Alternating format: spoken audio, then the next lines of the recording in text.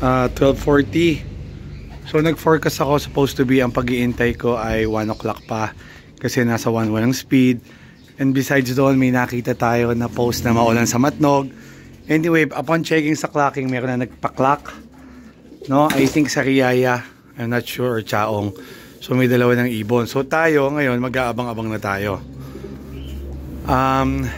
Naka-live nga pala ako doon sa Planet Meti. So ayan, oh. So ito naman is for later. So maraming salamat sa 6,000 na nanonood, no? Oh, 12:49.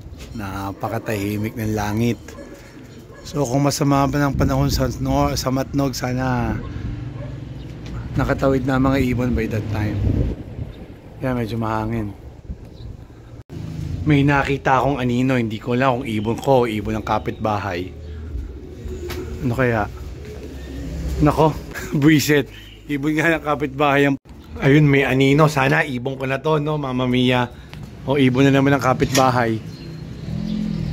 Ano naman? Mukhang kapitbahay na naman to. Oo nga, baka sa kapitbahay ulit. Nako. Ayan, no? Ibon ng kapitbahay. Mama Mia. Oh, nakakainis. So, cut-off natin ay 4:43, 2:56 ang oras ngayon. Ang ibong loaded ay 1:02. Ang clock na ibon ay lilima pa lang. So, goes to show, talagang pahirapan ang pauwian ngayong Kalbayog. So, congrats na doon sa mga nakapag-clock. And hopefully, madagdagan pa ibon natin.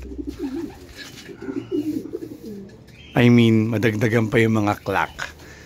Dahil wala pa akong ibon.